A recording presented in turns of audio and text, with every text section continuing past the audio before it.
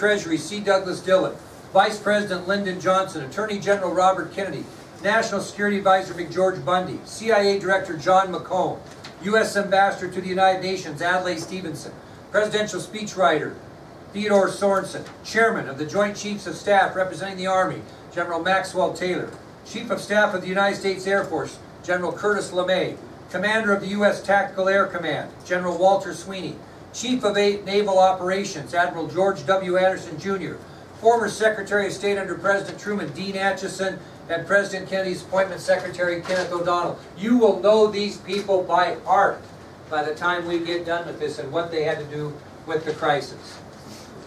So, later in the day, after a lengthy discussion, XCOM comes up with a possible option to deal with the crisis in Cuba. Okay? Later in the day, after a lengthy discussion, XCOM came up with a possible option to deal with the crisis in Cuba. And this option was the use of military force.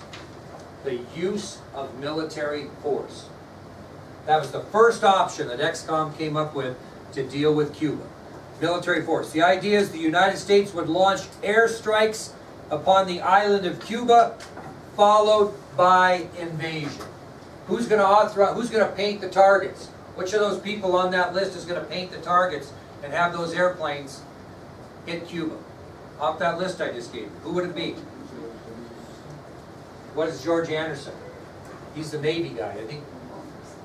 LeMay and Walter Sweeney will be the guys responsible for those airstrikes. The invasion will be the responsibility of the Army. Okay? So just so you know that. Now, during the time, if you can picture this in your mind, that these men are sitting down discussing their options, Kennedy receives news that the United States Navy sighted 25 Soviet merchant ships heading towards Cuba. Right in the middle of what they're going to do in Cuba, he gets the word that the United States Navy has sighted 25 Soviet merchant ships heading towards Cuba. What do you think they had on those ships? Or what do you think the committee thought they had on those ships? More missiles. No doubt in their mind that these 25 merchant ships were carrying more missiles to Cuba. So the United States would launch air strikes upon the island of Cuba, followed by invasion. And during the time they were talking about this option, President Kennedy received more news concerning Cuba. The United States Navy had sighted 25 Soviet merchant ships heading towards Cuba. And obviously it was the belief of XCOM that these merchant ships had a high likelihood of carrying missiles. Now, President Kennedy had a schedule, and he was scheduled to visit Connecticut on Wednesday. And he wanted to cancel because of the crisis. Kennedy was scheduled to visit Connecticut. It was on his schedule, and he wanted to cancel. What do you think Bobby and Kenneth O'Donnell told him when he stated that he wanted to cancel? Anybody want to take a shot?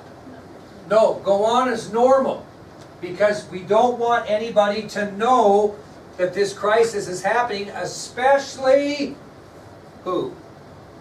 The media, the press.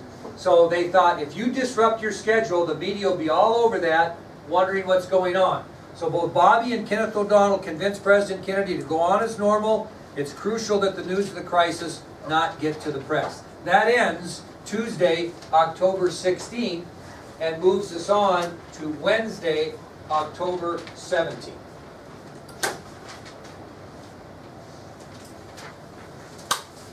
Wednesday, October 17th. Well, Kennedy had a normal day to begin Wednesday. Before departing for Connecticut, he attended a breakfast service at St. Matthew's Cathedral. After other government business and lunch with the Crown Prince of Libya, Kennedy boarded Air Force One for Connecticut. So before departing for Connecticut on Wednesday, the 17th of October, President Kennedy attended a breakfast service at St. Matthew's Cathedral. After that, he took care of some other government business. He had lunch with the Crown Prince of Libya, and then boarded Air Force One and flew to Connecticut. In the meantime, what's going on back in the capital, or the capital city? What's going on? What's XCOM doing? They're meeting, and they're continuing their discussions about what they're going to do in Cuba. They're discussing that first option of airstrikes followed by invasion. Bobby Kennedy was very uncomfortable with that plan because he said that other countries would view that as a sneak attack by a bigger country, the United States, on a smaller country, Cuba. Almost like picking on a little kid. Okay? He didn't like the idea of airstrikes followed by invasion. He saw it as a sneak attack by the United States on a much smaller country, which would become very unpopular around the world. The military is really pushing for what, Caitlin? What's the military want to do? Kick ass and take names. They want to airstrike and invade. There is no question in their mind that's the only option. Okay, and they're putting pressure on this committee to let's go, let's get after it here. Well, Bobby's just really uncomfortable. And finally, listen to what he says to Secretary of Defense McNamara. He says to him, quote, "Bob, if we go ahead with these airstrikes, you know what it'll come to in the end. There's got to be something else. Give it to me." I'll read that again. Bobby's getting frustrated. He's getting pressured by the military. He finally turns to Robert McNamara and he says, quote, "Bob, if we go ahead with these airstrikes, you know what it'll come to in the end. There's got to be something else. Give it to me." McNamara responded with the scenario that they had discussed earlier if this event ever happened, if Cuba became a threat, and it called for a naval blockade of all ships into Cuba. So rather than airstrike and invade, you will block any ships coming in. And there are 25 en route, right? 25 en route.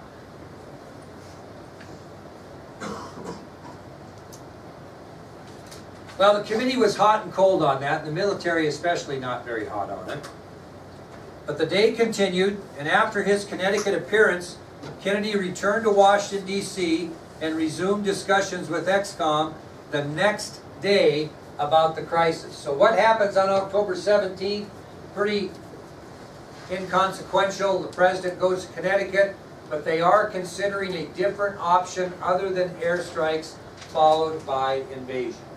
That'll take us to Thursday, October 18th. They're not all going to go this fast. It's going to slow down here pretty quick. So Thursday, October 18th.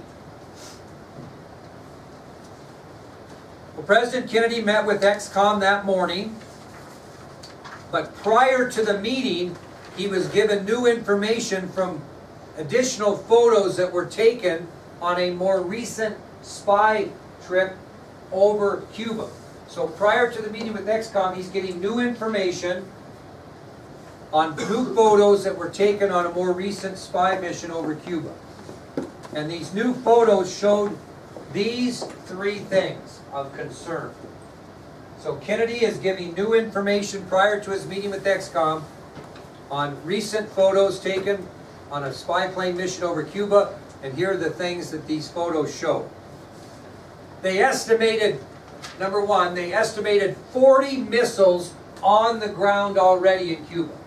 They thought they had counted approximately 40 missiles. Were they guaranteed they had them all? Probably not. But they counted at least 40 already on the ground.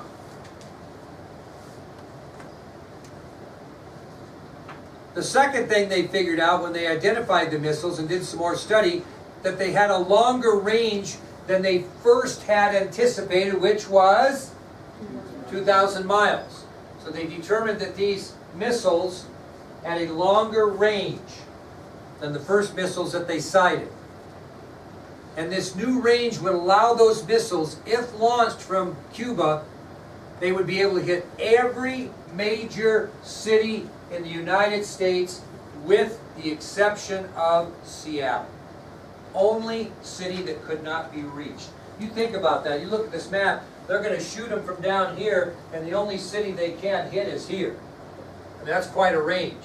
So that was not good information that Kennedy received prior to his meeting with XCOM. Well, he goes into the meeting. This is very important you understand this.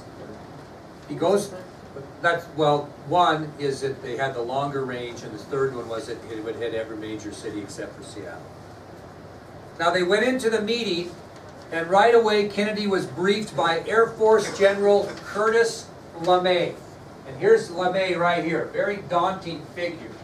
This is the first man right here that briefs the president on his opinions and his recommendations on Cuba.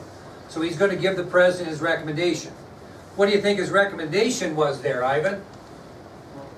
Yeah. What was LeMay's recommendation? Mr. President, we got to do what?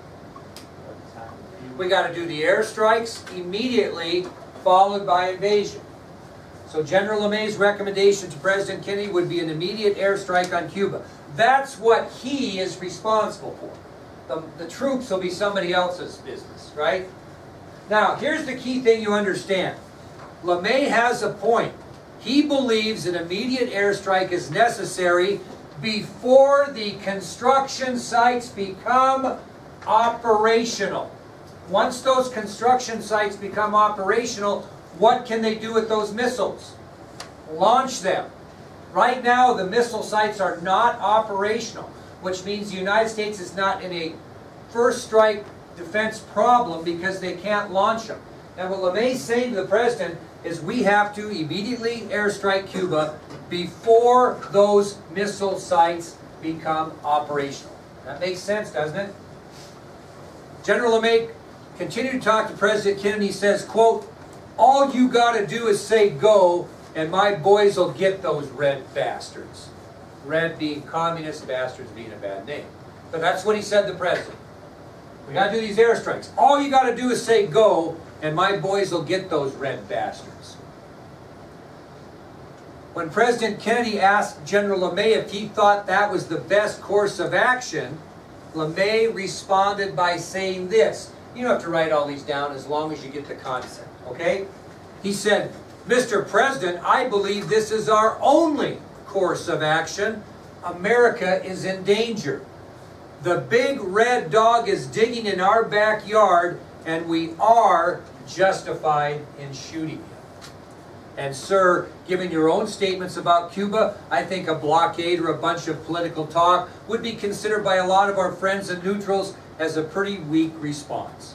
I suspect many of our own citizens would feel the same way. You're in a pretty bad fix, Mr. President. That's what he said to him. Well, the president kind of turned to him and he said, "What did you say?" And LeMay repeated himself, and President Kennedy ended the conversation with, "Well, maybe you haven't noticed. You're in it with me." I mean, that's the kind of confrontation we're talking about here. Well, Kennedy's very frustrated, and then he asked General LeMay, "What do you think Russia's response will be if we attack Cuba? How's Russia going to respond?" And LeMay responded by saying simply, "Nothing." President Kennedy stated, "What do you mean, nothing?" And General LeMay said, "Nothing, because the only alternative open to them is one they can't choose." Okay, what's he saying there? Kennedy's saying, what is Russia going to do? Allies with Cuba. If we send airstrikes into Cuba, and we launch an attack on Cuba, and we send in troops, how is Russia going to respond? What are they going to do? He says, close. He says nothing.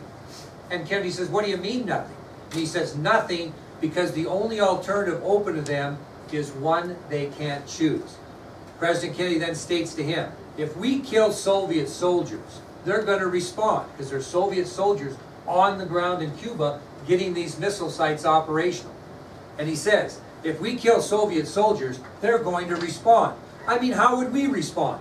They're going to do something, General. I promise you that. What would Russia's response be? Which would start where? Not Cuba, but I know you want to say it. Where would they retaliate if we attack Cuba? Come on. Berlin. No question about it. Very good. He knew they would retaliate in West Berlin, and we're promised to defend West Berlin at all costs. This is the key to the crisis. Kennedy knows if we go in and airstrike Cuba and send in troops, they're going to respond in Berlin. And then we're going to have to defend borders in Berlin, and pretty soon we're going to have a World War III. Kennedy has that much foresight to figure that out. Okay, keep that in mind. Well, after listening to the military's recommendations, Kennedy thanked the committee and excused himself into his office. Both Bobby and Kenneth O'Donnell joined him in his office as they continue to evaluate the situation on their own, away from the committee. So he gets the military recommendation, which is obviously what? Airstrike and invasion. And he's concerned about the ramifications of that. So he excuses himself into his office. Bobby and Kenny follow, and he discuss it some more. What do you think the military's reaction to that was, Tristan? They're mad. They were madder than hell. And who else was mad was Dean Acheson, who he brought in because he had dealt with them. And he believes the only way to deal with the Russians is with force. And they're thinking, what went on in there? I thought sure he was going to give us the go. And he didn't do that. He did not give him the go. Okay, they expected President Kennedy to give him permission for airstrikes followed by invasion. Now this is where it gets kind of crazy, and we'll finish with this today. Later that afternoon, President Kennedy had an already scheduled meeting with the Soviet diplomat we've talked about by the name of Andrei. I gotta make sure I get this right here. Gromyko. We talked about him a little bit before.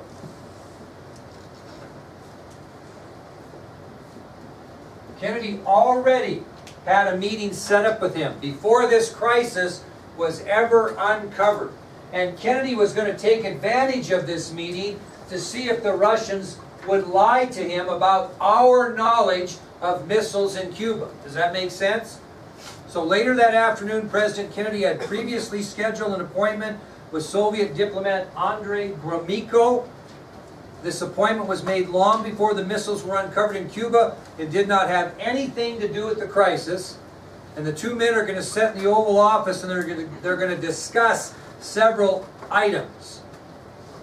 And then Kennedy is going to field this guy to see if he knows, they know about the missiles. Does that make sense? So, the two men met in the Oval Office. They discussed several items.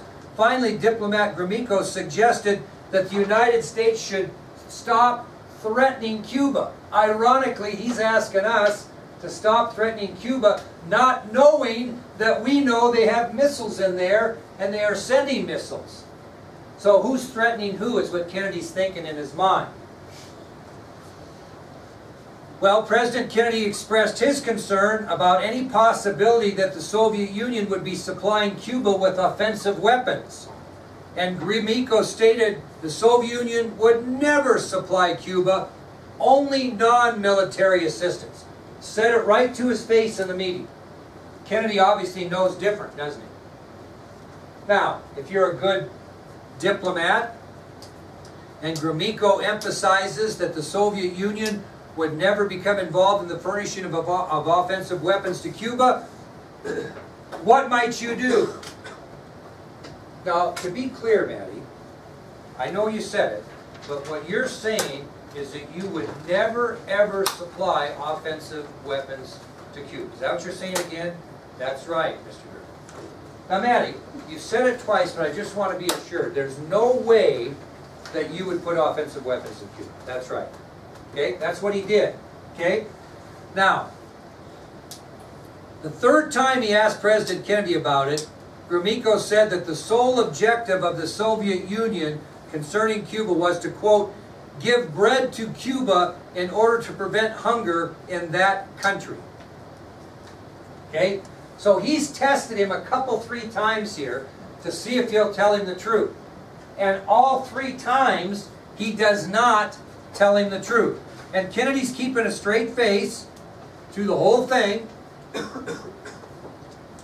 And as he leaves, Gromyko assures Kennedy that he understood what he was saying. He said goodbye, left the White House, and in doing so, he officially denies that any missiles are in Cuba or arriving on merchant ships, right? Because he stated several times, no, they would never do that. Well, President Kennedy was very upset. He knew that Gromyko had purposely lied to his face.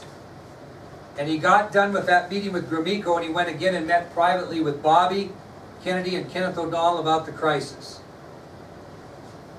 Now, the president was scheduled to go to Chicago on Friday and Saturday.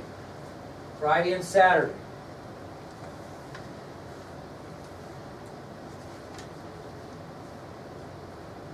And again, he thought of canceling the trip because of the crisis.